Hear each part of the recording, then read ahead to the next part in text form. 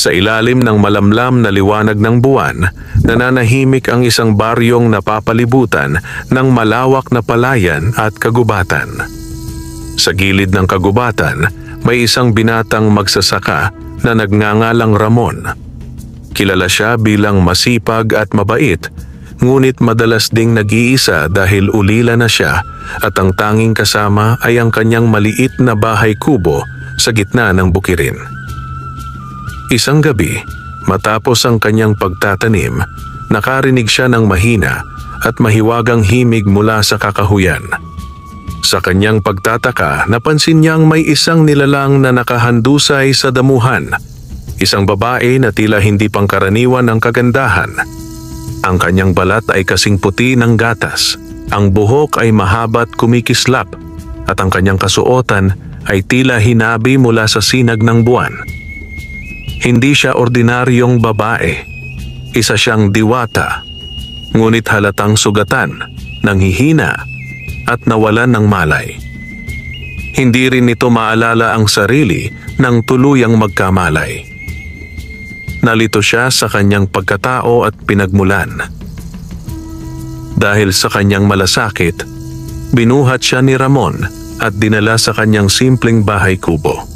Hindi niya alam kung anong kapalaran ang nakaabang sa kanya't sa diwata, ngunit iyon ang simula ng isang kwentong magbubukas ng sikreto ng kagubatan, ng mga halimaw na nagtatago sa dilim, at ng mahiwagang ugnayan ng tao at diwata. Mainit ang sikat ng araw nang magising si Ramon kinabukasan. Dumungaw siya sa bintana ng kanyang bahay kubo at doon niya muling nasilayan ang diwatang kanyang nailigtas. Nakahiga ito sa banig at tila natutulog pa rin. Tahimik at payapa ang mukha nito, ngunit ang kasuotan at balat ay malinaw na palatandaan na hindi ito karaniwang babae mula sa baryo. Diyos ko, sino kaya siya? Bulong ni Ramon habang pinagmamasdan ito. Hindi niya alam kung siya ba'y dapat matakot o maawa, ngunit ang tibok ng kanyang puso ay nagsasabing kailangan niyang tulungan ito. Makalipas ang ilang sandali, kumilos ang diwata. Dahan-dahang iminulat nito ang kanyang mga mata na kumikislap na tila bituin. Napatingin ito kay Ramon, ngunit agad na sumilay ang pagkalito sa kanyang mukha. Sino ka? Mahinang tinig ng diwata. Ako si Ramon, isang magsasaka dito sa baryo. Nakita kita kagabi sa may kakahuyan, nakahandusay. Inakala kong may masamang nangyari sa'yo, kaya dinala kita rito. Sagot ng binata. Tumingin ang diwata sa paligid, halatang naguguluhan. Hindi ko maalala. Wala akong maaalala kung sino ako o kung saan ako nanggaling. Lalong nabahala si Ramon. Alam niyang kakaiba ang babaeng ito, ngunit hindi niya matukoy kung anong uri ng nilalang siya. Ang tanging malinaw ay ang di mapapantayang ganda nito at ang hiwagang bumabalot sa kanyang presensya. Kung ganoon, mahinahong sabi ni Ramon, huwag kang mag-alala. Manatili ka muna rito sa aking kubo. Aalagaan kita hanggang sa bumalik ang iyong alaala. Napatingin ang diwata sa binata. Sa kabila ng kanyang pagkalito at panghihina, dama niya ang katapatan at kabutihan nito. Bahagya siyang ngumiti at doon nagsimula ang ugnayang magbubukas ng masalimuot na kapalaran para sa kanilang dalawa. Ngunit sa labas ng kanilang kaalaman, may mga matang nagmamasid sa kakahuyan. Mga matang nag-aalab, gutom at sabik sa laman. Mga nilalang na matagal nang nagkukubli sa dilim at ngayon ay nakatunton sa mahiwagang presensya ng diwata. At iyon ang magiging simula ng bangungot na haharapin ni Ramon at ng diwatang walang alaala. Nang sumapit ang sumunod na umaga, muling nagising si Ramon sa huni ng mga ibon at sa malamig na simoy ng hangin mula sa palayan. Agad niyang naalala ang diwatang kanyang nailigtas. Mabilis siyang bumangon at tinungo ang maliit na silid kung saan ito nakahiga. Nakita niyang gising na ito, nakatanaw sa labas ng bintana ng kubo. Ang mga mata nito ay puno ng pagtataka habang pinagmamasdan ang malawak na bukirin. Tila ba iyon ang unang pagkakataon na nakikita niya ang ganoong tanawin. Magandang umaga, bati ni Ramon sabay ngiti. Ayos ka na ba? Dahan-dahang lumingon ang diwata. Maganda nga ba talaga ang umagang ito? Tanong niya, tila musmos na nagtataka. Hindi ko alam kung ano ang pakiramdam ng isang karaniwang umaga. Wala akong maalaala kung paano ito dapat madama. Napakamot ng batok si Ramon. Halatang nahihirapan kung paano ipapaliwanag. Basta, kapag gumising ka at naririnig mo ang mga ibon, naamoy mo ang bagong ani ng palay, at ramdam mo ang simoy ng hangin, iyan ang umaga para sa aming mga magsasaka. Napangiti ang diwata. Kung ganoon, maganda nga pala ang umaga. Salamat sa pagtuturo sa akin. Habang inihahanda ni Ramon ang kanyang almusal na kamote at kape, tinanong niya ang diwata. Wala ka bang naaalala kahit pangalan mo man lang? Umiling ito. Wala. Para bang isang blankong papel ang aking isip. Ngunit may nararamdaman ako. Ang mga puno, ang hangin, ang mga ibon. Parang kilala ko sila. Parang may connection ako sa kanila, bagamat hindi ko matukoy kung bakit. Napaisip si Ramon. Alam niya na hindi basta-basta ang babaeng ito. Tila may mahika ang kanyang presensya. Sa kabila ng kawalan ng alaala, dama niya na may nakatagong kapangyarihan ang diwata. Kung ganoon, wika ni Ramon, bakit hindi muna kita tawagin sa isang pangalan? Para may pagkakakilanlan ka habang hindi mo pa natatandaan ang tunay mong pangalan. Nag-isip siya sandali, sakang ngumiti. Maaari kitang tawaging Amihan dahil tulad ng malamig na hangin tuwing umaga, dala mo ang isang kakaibang presensya na nagpapagaan ng pakiramdam. Bahagyang nagningning ang mga mata ng diwata. Amihan, bulong niya. Maganda, sige. Amihan na muna ang itawag mo sa akin. Makalipas ang ilang oras, lumabas si Ramon upang mag-araro sa kanyang bukid. Sumama si Amihan at sa bawat hakbang niya sa palayan, tila nakikibagay ang kalikasan.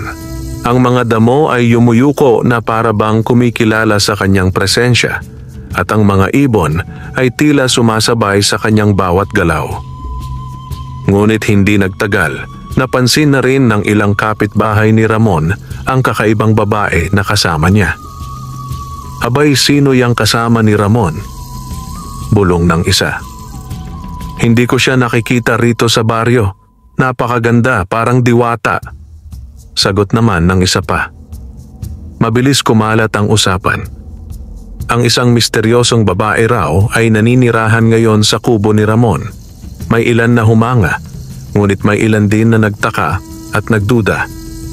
Samantalang abala si Ramon sa bukid at si Amihan ay naglalakad sa tabi ng ilog, hindi nila alam na may mga matang nagmamasid mula sa kakahuyan.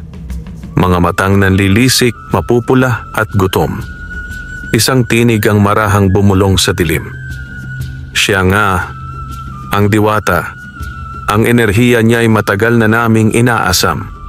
Kapag nakamtan natin siya, lalo tayong lalakas. Mula sa lilim ng kagubatan, unti-unting lumitaw ang mga nilalang na hindi pangkaraniwan. Mahahabang dila, matutulis na kuko at mga katawang nagbabago ayon sa dilim.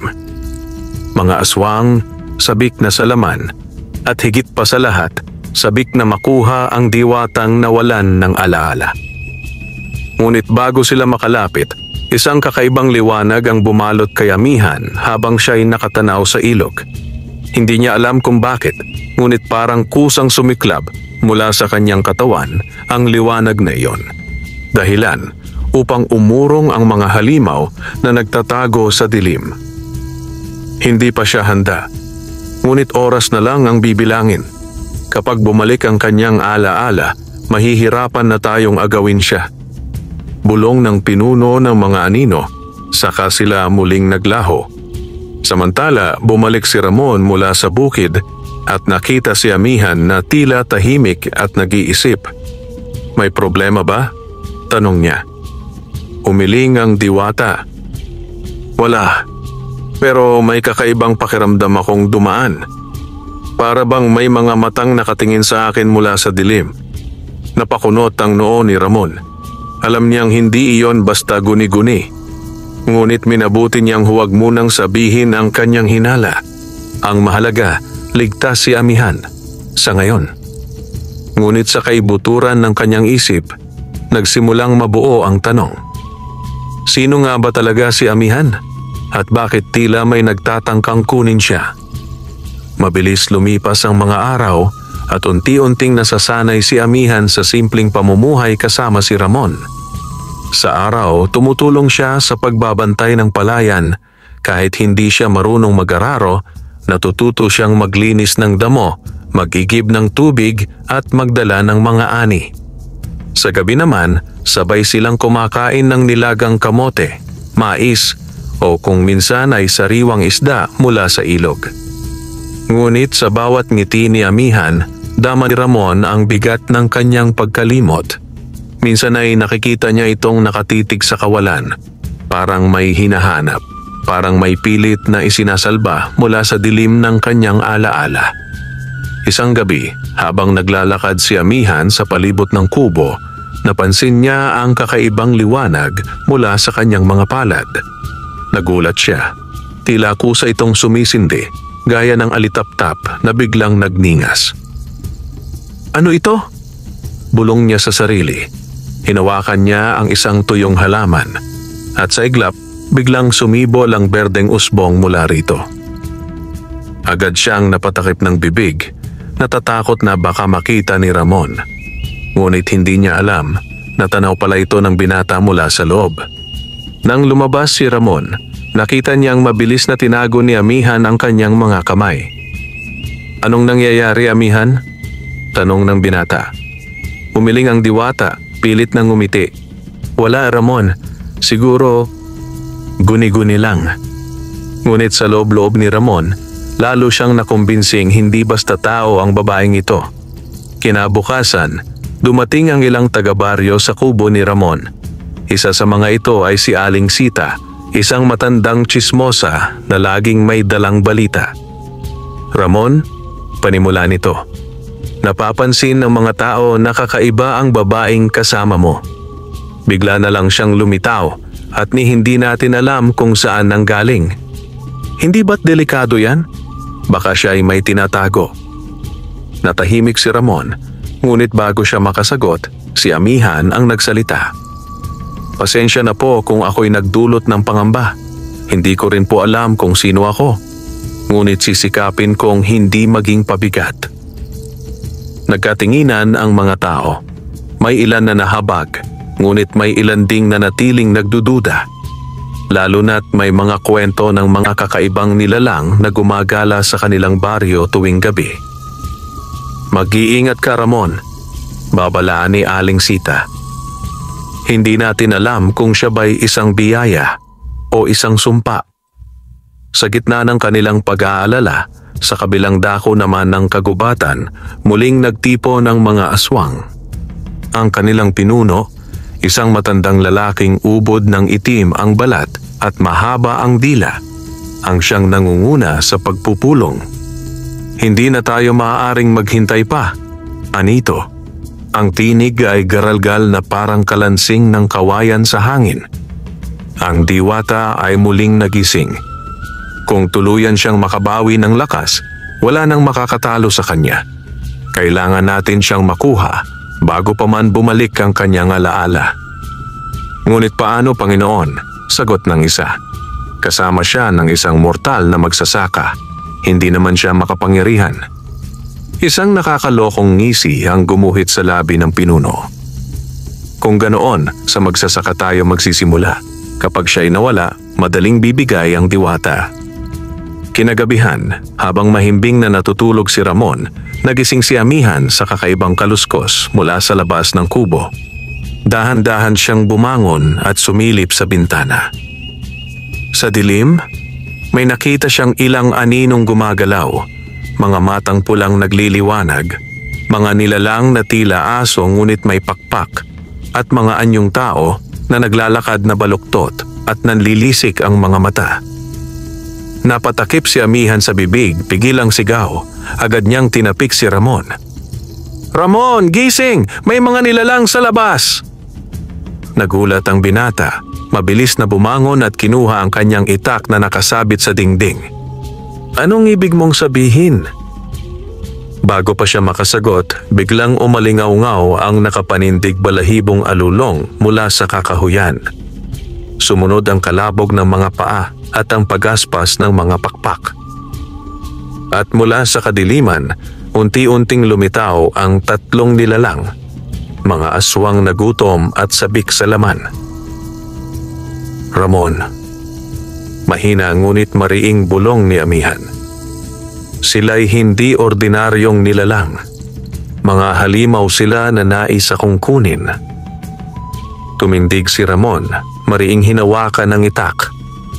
"Kung ganoon, hindi ko sila hahayaang kunin ka."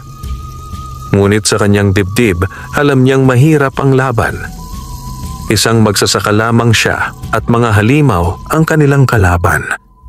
At sa unang pagkakataon, nagtagpo ang tadhana ng isang simpleng tao at ng isang diwatang nagtatago sa anino ng sariling paglimot. Sumiklab ang katahimikan ng gabi nang sabay-sabay na umalulong ang mga halimaw sa labas ng kubo ni Ramon. Ang kanilang mga aninong nangingitim sa dilim ay tila nagmumulto sa paligid. Ang mga pakpak na tila paniki nagkakampay at ang kanilang mga matay nagliliyab na parang nag-aalab na baga. Si Ramon, kahit nanginginig ang mga kamay, ay matatag na humawak sa kanyang lumang itak, ang tanging pamana ng kanyang ama. Hindi ito ordinaryong sandata. Gamit ito sa bukid, ngunit sa oras ng panganib, ito rin ang nagiging kanyang pananggalang. "Amihan," bulong niya habang mabilis na sinisilip ang bawat sulok ng kubo. "Anumang mangyari, manatili ka sa loob. Huwag kang lalabas." Ngunit umiling ang diwata, ang mga matay kumikislap ng kakaibang liwanag. "Hindi kita iiwan, Ramon. Alam kong ako ang hinahanap nila at hindi kita hahayaang mag-isa sa labanang ito." Biglang yumanig ang pintuan ng kubo. Malalakas na hampas, tila gusto gibain ng marupok na kahoy. Mula sa siwang ng dingding, nasulyapan ni Ramon ng matutulis na kuko ng isang nilalang na pilit kumakapit sa kawayan. "Buksan niyo!" Ang paos na tinig ng aswang ay nag-umapaw sa hangin. "Ibigay niyo siya sa amin. Ang diwata ay sa amin nakalaan." Maring kumuyom ng kamao si Ramon. "Hindi niyo siya makukuha." Isang malakas na pag-uga ang sumunod at tuluyang nabiyak ang isang bahagi ng dingding. Doon sumungaw ang isang asong kasing laki ng kalabaw, ngunit may mga pakpak na parang paniki. Ang mga pangil nito'y kumikislap sa liwanag ng buwan. Mabilis na umatak si Ramon, hawak ang itak. Sa unang hampas, tumama ito sa balikat ng halimaw, dahilan upang ito'y umalulong sa sakit. Ngunit hindi gaya ng tao, hindi agad bumigay ang laman. Sa halip, lalo itong nagngit-ngit at lumusob. Habang abala si Ramon sa pakikipaglaban, naramdaman ni Amihan ang kakaibang init sa kanyang dibdib.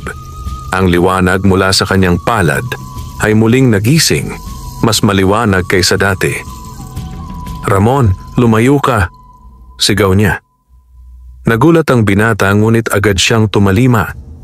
Sa iglap na iyon, mula sa mga palad ni Amihan ay lumabas ang isang bugso ng liwanag na nagmistulang kidlat sa loob ng kubo.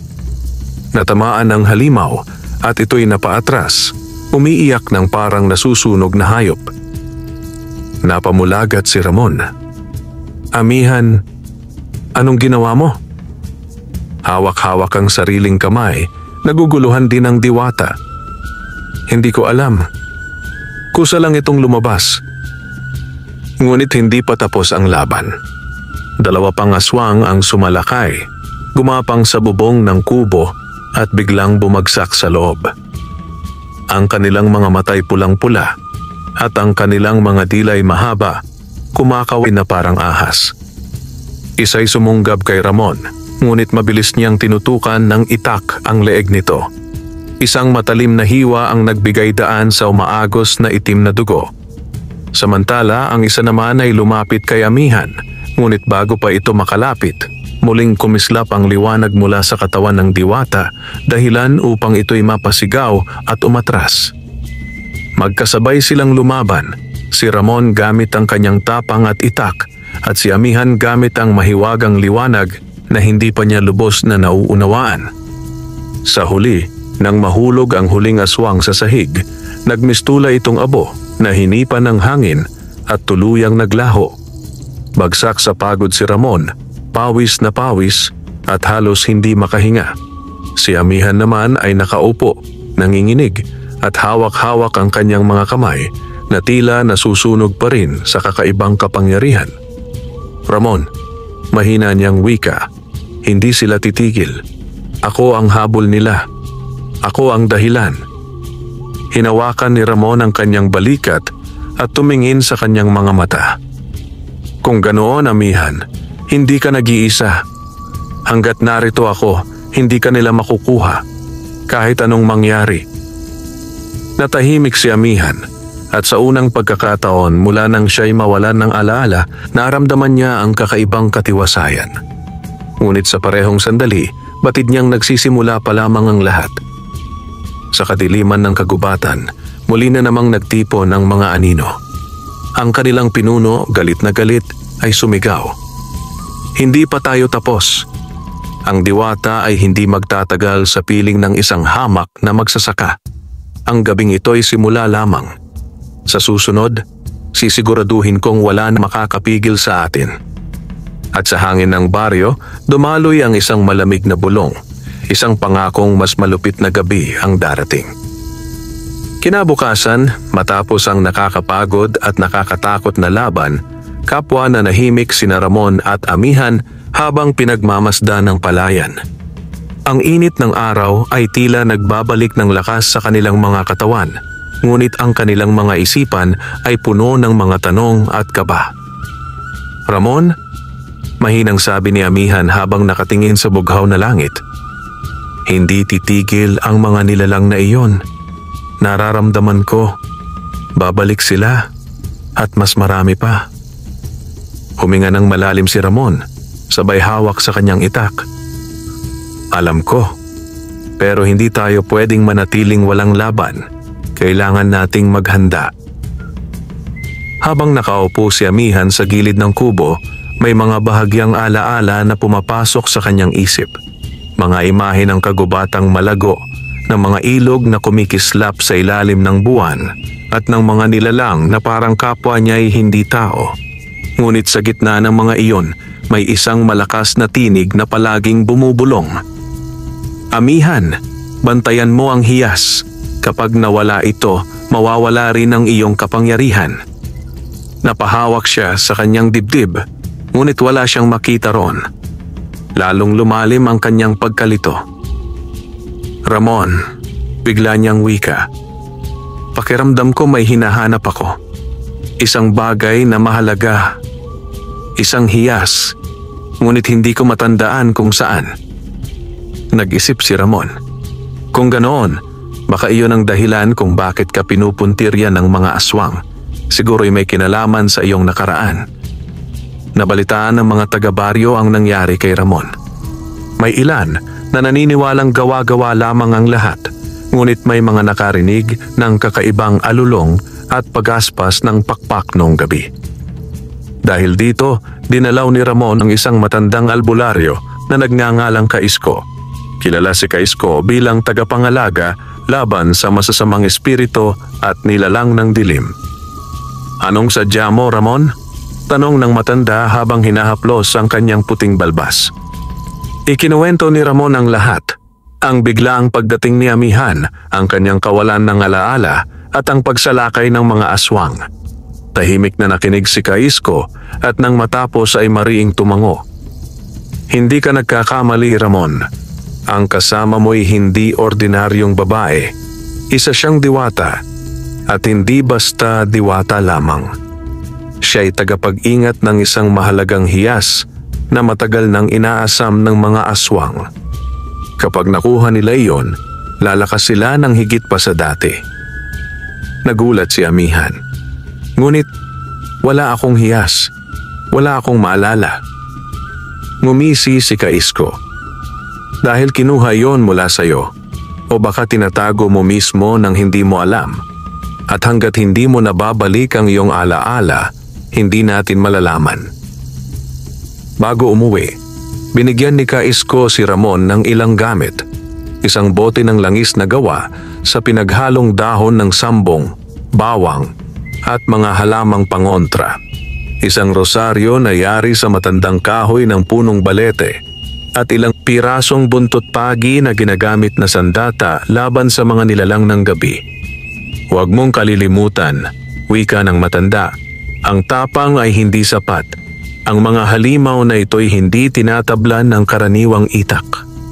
Kailangan ng dasal, pananampalataya at mga anting-anting na galing sa kalikasan.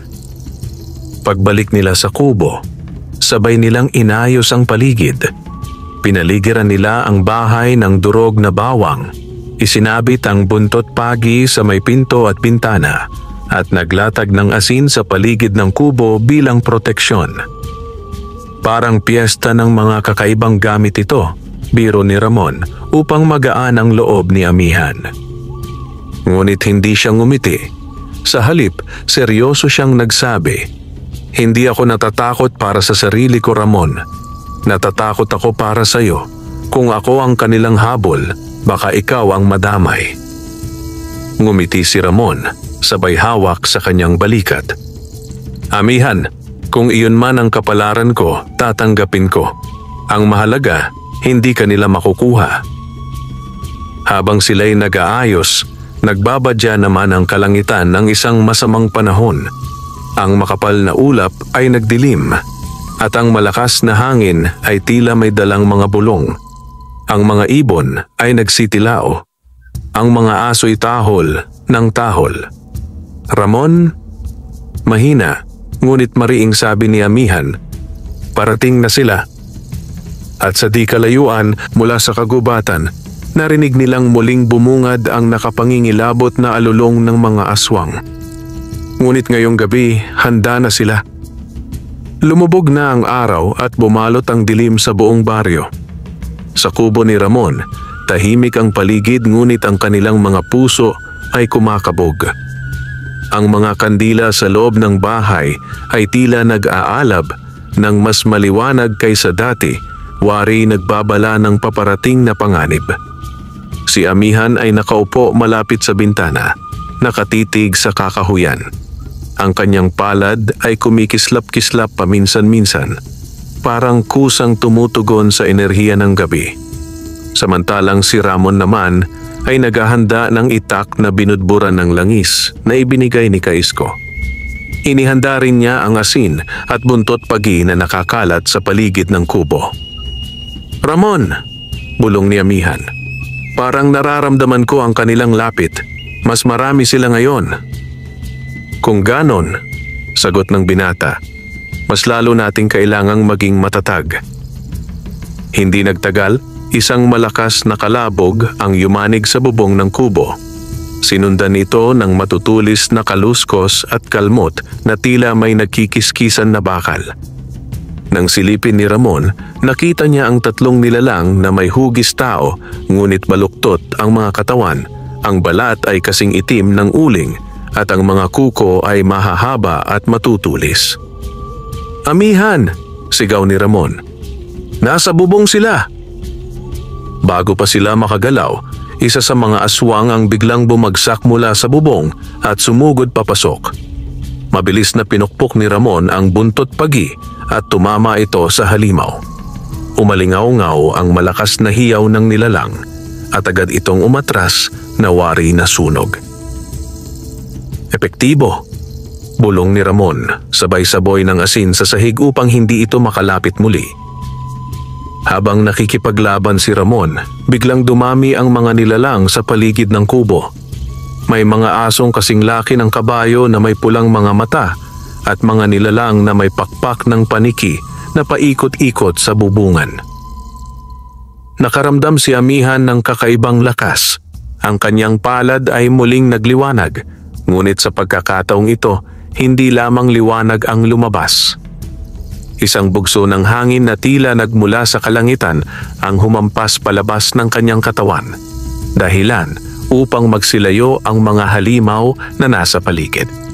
"Ramon!" sigaw niya. "Kaya kong itaboy sila, ngunit hindi ko kayang patayin." Tumango ang binata. "Kung ganoon, ako ang tatapos sa kanila." Sa gitna ng laban, isang kakaibang nilalang ang lumapit. Higit na mas malaki kaysa sa iba, at ang muka'y parang pinaghalo ng tao at baboy ramo.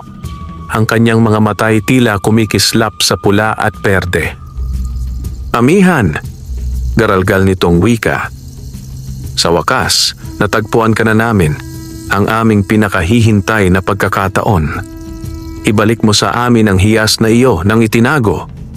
Nagulat si Amihan. "Hiyas? Anong ibig mong sabihin?" Ngunit bago pa siya makasagot, sumugod ang halimaw. Sa isang iglap, sinalubong ito ni Ramon gamit ang itak na pinahira ng langis ni Kaisko. Tumama ang matalim na talim sa braso ng halimaw at bigla itong napaatras, umuungal sa sakit. "Hindi niyo siya makukuha," sigaw ni Ramon habang nanginginig sa pagod ngunit hindi sumusuko. Habang lumalaban sila, biglang lumakas ang ihip ng hangin. Ang liwanag mula sa katawan ni Amihan ay sumiklab ng husto, umaabot hanggang sa labas ng kubo. Ang mga halimaw ay nagsigawan, hindi makalapit, at ang kanilang mga balat ay tila natutunaw sa tuwing nasasagi ng liwanag. "Hindi pa tapos ito!" Sigaw ng malaking halimaw bago ito naglaho sa anyong usok. Kasabay nito, isa-isa ring naglaho ang iba pang mga aswang para bang pansamantalang umurong. Naiwan sina Ramon at Amihan sa gitna ng katahimikan, kapwa hingal at pawis na pawis. Ngunit batid nilang hindi iyon ang katapusan, isa lamang iyon sa mga pagsubok na darating pa. "Ramon!" bulong ni Amihan habang nanginginig. "Natatakot ako. Bawat laban na ito, mas lalo kong nararamdaman na may bagay akong nakalimutan. Ang hiyas na binabanggit nila, siguro'y nasa akin nga, ngunit hindi ko matukoy." Hinawakan ni Ramon ang kanyang kamay, mahigpit at mariin. "Kung ano man iyon, Amihan, hahanapin natin. At kung babalik pa sila, sasalubungin natin ng magkasama." Tumango si Amihan, ngunit sa kanyang puso alam niyang mas mabigat na kapalaran ang naghihintay. Sa dilim ng kagubatan, isang tinig ang umalingaw-ngaw. "Sa susunod na gabi, walang makakapigil sa amin. Handa na ang Supremo." At doon nagsimula ang panibagong kaba. Ang susunod na pagsalakay ay higit na malupit at mas mabagsik kaysa sa kanilang naranasan. Matapos ang ikalawang pagsalakay ng mga aswang, muling bumalik ang katahimikan sa baryo. Ngunit para kina Ramon at Amihan, ang katahimikan na iyon ay tila panandaliang pahinga lamang bago dumating ang mas mabagsik na unos. Sa gitna ng kanilang pagod, si Amihan ay nakaramdam ng kakaibang pananakit ng ulo. Habang nakaupo siya sa tabi ng ilog kinabukasan, bigla niyang nakita sa kanyang isipan ang mga malalabong larawan. Isang kaharian sa gitna ng gubat, mga nilalang na kasing ganda ng araw at buwan, at isang hiyas na kumikislap na parang bituin sa kanyang mga palad. "Amihan!" tawag ni Ramon nang makita niyang tila nawawala ito sa sarili. "Ayos ka lang ba?" Tumango siya, bagaman halatang naguguluhan. "May nakikita ako, Ramon. Mga alaala. Ngunit parang mga piraso lang ng basag na salamin. Hindi ko may paliwanag." Kinahapunan, muli nilang dinalaw si Kaisko upang humingi ng paglilinaw. Tahimik na nakinig ang matandang albularyo habang ikinukwento ni Amihan ang kanyang nakikitang mga larawan sa kanyang isipan. "Ang mga nakita mo," wika ni Kaisko, "ay mga bakas ng iyong nakaraan. Ikaw ay hindi basta diwata, Amihan. Isa kang tagapangalaga ng batong bituin, isang hiyas na nagtataglay ng kapangyarihan ng kalikasan. Ang batong ito ang nagbibigay balanse sa pagitan ng ating daigdig at ng mundo ng mga nilalang na gaya ng aswang. Nagulat si Amihan. Batong bituin? Iyon ang binabanggit nila sa kanilang mga pag-atake. Tumango si Kaisko. Kung nasa iyo ang hiyas na iyon, hindi ka takataka kung bakit ka kanilang hinahabol.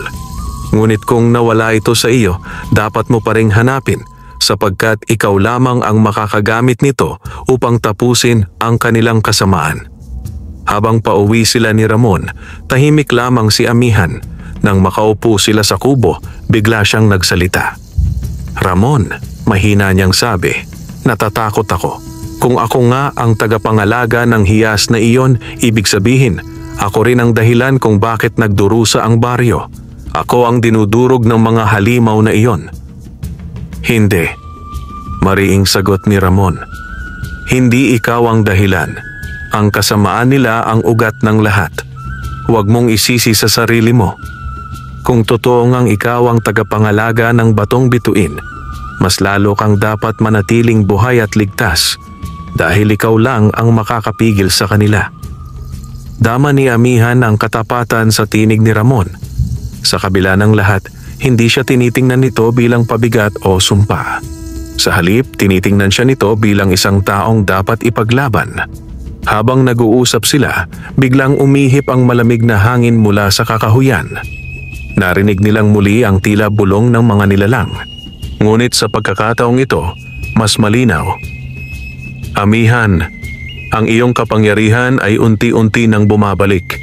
Ngunit hindi ka magtatagal. Ang aming Supremo ay nagising na.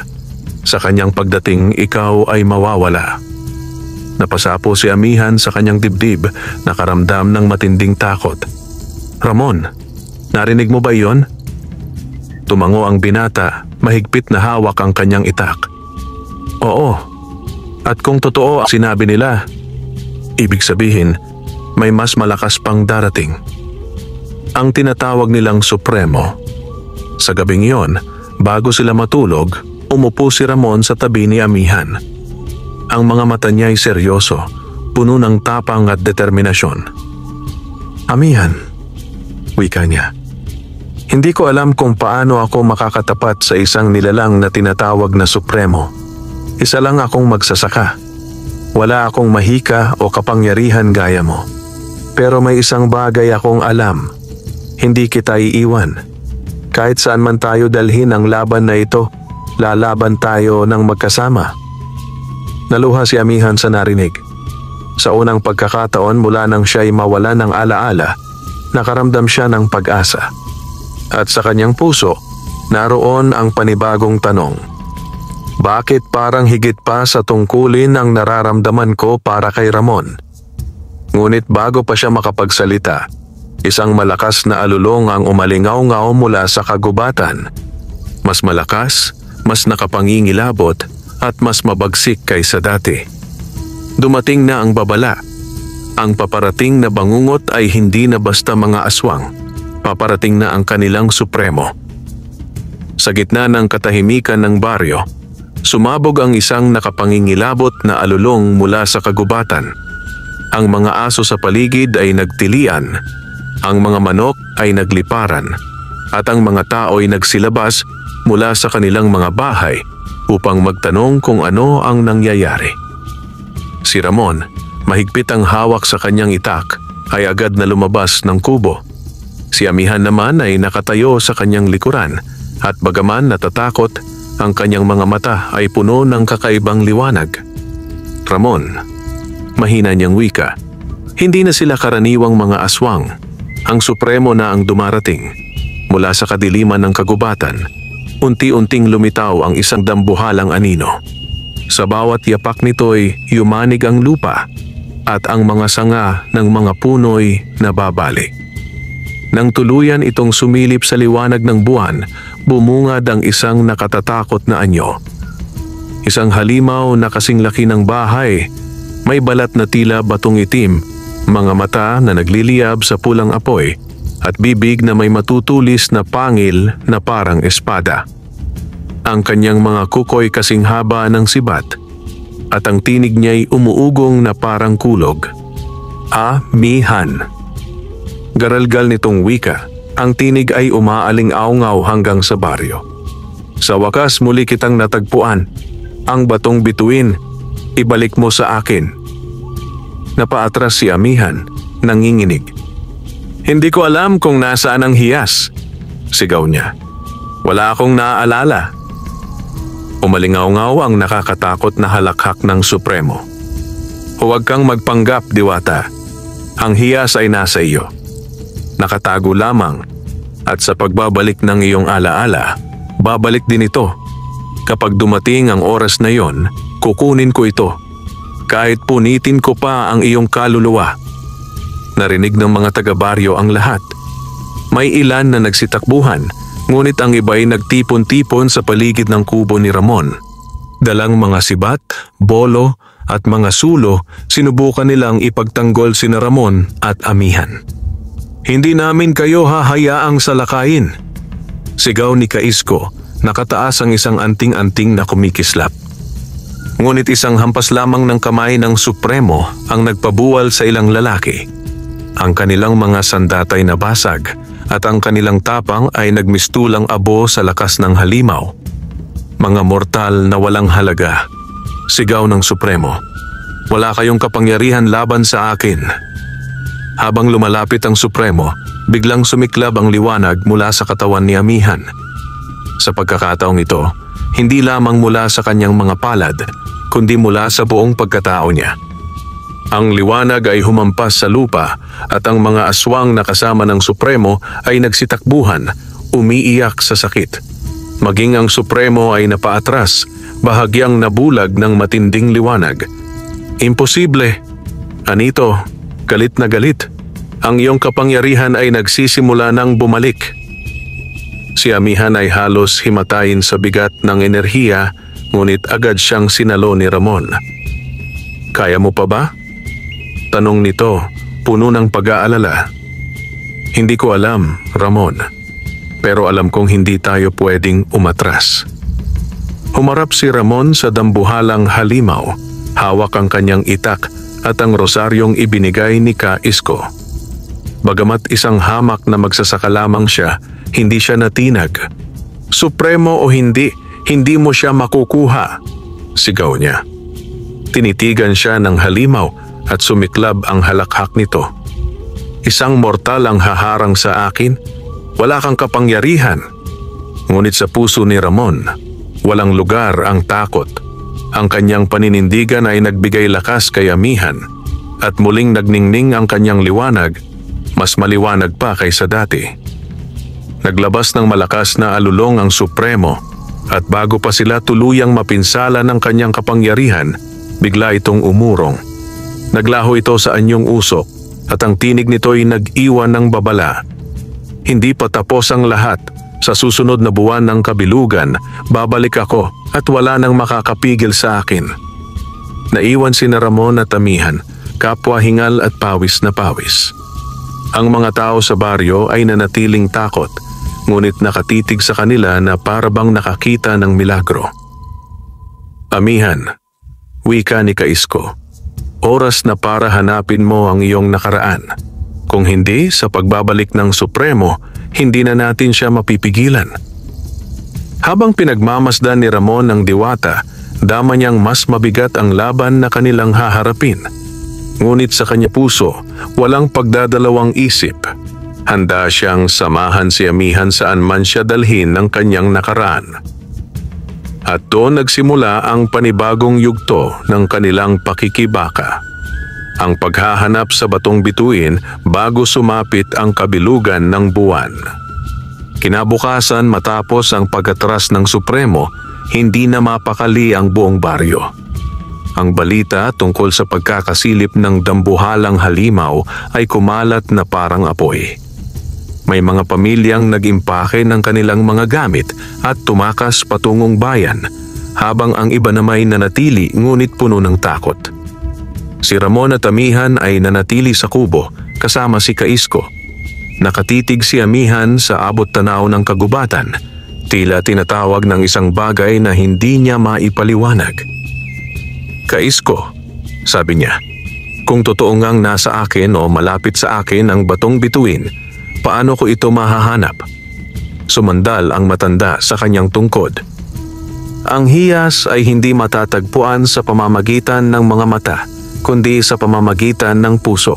Kailangang bumalik ka sa lugar kung saan unang itinagpi ang iyong kapalaran, ang puso ng gubat."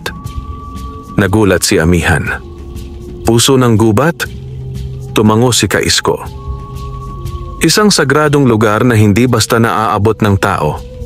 Ayon sa alamat, doon unang bumaba ang mga diwata upang bigyan ng buhay ang mundo. Ngunit bantay sarado iyon ng mga nilalang ng dilim. Kung pupunta kayo roon, kailangang mag-ingat." Nagpasya sina Ramon at Amihan na magsimula ng paglalakbay papasok sa kagubatan. Nagdala si Ramon ng ilang baon, tuyo, kanin, tubig at ang kanyang lumang itak. Isinuot din niya ang rosaryo mula kay Kaisko at isinabit ang buntot pagi sa kanyang balikat. Habang sila'y naglalakad, dama ni Amihan ang kakaibang enerhiya ng kagubatan. Ang mga punong dati tila karaniwan lamang, ngayon ay nagkikislapan sa kanyang paningin. Ang mga ibon at hayop ay tila yumuyuko sa kanyang pagdaan. "Ramon," wika niya, "parang alam ng gubat kung sino ako. Para bang tinutulungan ako nitong magbalik sa aking nakaraan." Ngumiti si Ramon. "Kung ganoon, sundan natin ang gabay ng kalikasan. Baka iyon ang susi." Ngunit hindi naging madali ang kanilang landas. Sa ikalawang araw ng kanilang paglalakbay, sinalubong sila ng mga kakaibang nilalang. Mga tikbalang na may katawang tao at ulo ng kabayo, nagbabantay sa daan patungong puso ng gubat. Isa sa mga tikbalang ang sumigaw, "Bawal kayong dumaan. Ang sinumang mortal at diwata na hindi pa buo ang alaalay, hindi maaaring tumuntong sa sagradong lugar." Tumindig si Ramon. Hawak ang kanyang itak. "Hindi kami umaatras. Kailangang makabalik si Amihan sa kanyang pinagmulan." Ngunit bago pa sumugod ang tikbalang, biglang nagningning si Amihan. Ang kanyang mga matay kumislap at mula sa kanyang palad ay lumabas ang malamig na hangin na tila yumakap sa mga nilalang. "Amihan," bulong ng isa sa mga tikbalang, nagulat. "Ikaw nga ang tagapangalaga. Ang aming pagbabantay ay hindi laban sa iyo, kundi laban sa mga halimaw na nais pumasok. Dumaan ka, ngunit mag-ingat ka. Ang mga alaala ay maaaring sumakit kapag muli mong binalikan." Nagbigay daan ang mga tikbalang at nagpatuloy sila ni Ramon sa mas malalim na bahagi ng gubat. Habang sila'y naglalakad, biglang nakaramdam ng matinding pagkahilo si Amihan. Napahawak siya sa kanyang ulo at napaluhod. "Amihan!" Sigaw ni Ramon, agad siyang inalalayan. Sa loob ng kanyang isipan, lumitaw ang isang malinaw na alaala. Siya, nakatayo sa gitna ng isang kaharian na yari sa liwanag. Sa kanyang mga kamay, hawak-hawak ang batong bituin na nagliliwanag ng asul at puti. Sa paligid niya, may iba pang mga diwata na yumuyuko, tinatawag siyang prinsesa ng hangin. "Prinsesa," bulong ni Amihan sa kanyang sarili habang dumadaloy ang luha. Ako ay isang prinsesa ng mga diwata." Nagulat si Ramon, ngunit mas mahigpit niyang hinawakan ang kamay ng diwata. "Kung ano ka man, Amihan, prinsesa o hindi, para sa akin, ikaw ang kasama kong dapat protektahan." Ngumiti si Amihan, bagaman may lungkot sa kanyang mga mata. "Ramon, natatakot ako. Kung ako nga ay prinsesa ng mga diwata, baka hindi ko na kayang manatili sa tabi mo kapag bumalik ang lahat ng alaala." Ngunit bago pa man niya masabi pa ang nais, biglang dumaluyong ang malakas na ihip ng hangin. Sa di kalayuan, narinig nila ang alulong ng mga aswang. "Ramon," mariing wika ni Amihan, "natagpuan na nila tayo." At doon, nagsimula ang panibagong laban sa gitna ng kagubatan. Isang laban na maglalapit sa kanila sa batong bituin, ngunit maglalayo rin sa kanila mula sa katahimikan ng baryo. Mas lumalim pa ang kanilang paglalakbay papasok sa kagubatan. Sa bawat hakbang, palakas ng palakas ang nararamdaman ni Amihan na koneksyon sa kalikasan. Ang mga dahon ay tila bumubulong ng mga lihim. Ang mga ibon ay umaawit na parang nagbibigay babala at ang lupa ay dumadagundong na wari sinusubok ang kanilang katapangan. "Ramon," mahina ngunit mariing wika ni Amihan, "malapit na tayo. Nararamdaman ko na ang puso ng gubat." Hinigpitan ni Ramon ang kapit sa kanyang itak. Bagamat hindi niya maipaliwanag ang lahat ng nangyayari, naniniwala siyang ang lugar na ito ang susi sa lahat. And dito rin nila makakaharap ang pinakamalaking panganib. Pagkaraan ng ilang oras, narating nila ang isang malawak na clearing sa gitna ng kagubatan. Nandoon ang isang napakalaking puno, mas mataas pa kaysa sa alinmang punong nakita nila, at ang mga ugat nito ay tila bumabalot sa buong paligid. Sa pinakagitna ng puno ay may ukit na hugis bituin na bahagyang nagliliwanag. "Amihan," bulong ni Ramon, "ito na ba ang puso ng gubat?" Tumango ang diwata. "Oo, dito nakatago ang aking pinagmulan at marahil ang batong bituin." Ngunit bago pa sila makalapit, biglang kumalabog ang lupa. Mula sa mga anino ng kagubatan ay lumitaw ang 12 ng nilalang, mga aswang, tiktik at manananggal. Pinamumunuan ng parehong malaking halimaw na kanilang hinarap noon, ngunit mas malakas, mas mabangis at mas nakakatakot. "Hindi niyo kami maaabutan!" Sigaw ng Supremo. Ang kanyang tinig ay nag-ugong sa buong gubat. "Ang batong bituin ay sa amin." Agad na sumugod ang mga halimaw. Si Ramon ay lumaban gamit ang kanyang itak at ang buntot pagi. Sa bawat hampas niya may nalalagas na kalaban, ngunit napakarami pa rin ang sumusugod. Si Amihan naman ay hindi na napigilan ang kanyang kapangyarihan. Ang kanyang mga mata ay nagliliwanag na parang buwan, at mula sa kanyang katawan ay sumiklab ang malalakas na bugso ng hangin. Ang mga dahon at sanga ng puno ay gumalaw na parang may sariling isip, tinataboy ang mga halimaw. Ngunit sa gitna ng lahat, tumiretso ang Supremo kay Amihan. "Ibigay mo sa akin ang hiyas!" Sigaw nito, sabay hampas ng kanyang napakalaking kamay. Bago pa siya tamaan, mabilis na sumugod si Ramon at tinutok ang itak sa braso ng halimaw. Tumama ito, ngunit sa lakas ng Supremo, si Ramon ay tinilapon palayo at bumagsak sa lupa. "Ramon!" sigaw ni Amihan, halos mapatid ang kanyang hininga. Sa sandaling iyon, nang makita niyang muntik nang mamatay si Ramon, biglang sumiklab ang lahat ng alaala ni Amihan. Nakita niya ang kanyang sarili bilang prinsesa ng mga diwata, itinalagang tagapangalaga ng batong bituin. Naaalala na niya kung paano niya itinago ang hiyas sa kanyang sariling puso upang hindi ito maagaw ng mga aswang. At ngayon, sa harap ng panganib, unti-unting nagising ang batong iyon sa kanyang dibdib. Biglang nagliwanag ang buong paligid. Mula sa kanyang katawan ay lumabas ang batong bituin, isang kristal na kumikislap sa bughaw at puti. "Supremo," mariin niyang wika, "hindi mo kailanman makukuha ang batong bituin. Hanggat ako'y nabubuhay, mananatili itong proteksyon laban sa iyong kasamaan." Sumugod muli ang Supremo, galit na galit. Ngunit sa pagkakataong ito, hindi na si Amihan ang dating nawalan ng alaala at takot. Siya na ngayon ang diwata na bumalik ang kapangyarihan. Itinaas niya ang batong bituin at mula rito'y lumabas ang liwanag na parang araw. Natamaan ang Supremo at ang kanyang balat na tila bato'y nagbitak-bitak.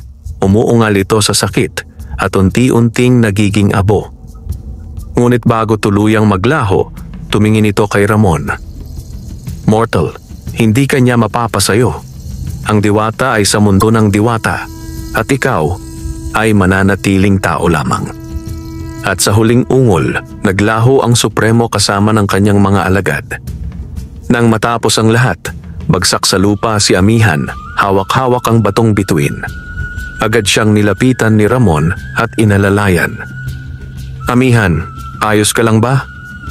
Tanong nito, puno ng pag-aalala. Ngumiti ang diwata, bagaman may luha sa kanyang mga mata. "Ramon, bumalik na ang lahat ng alaala ko.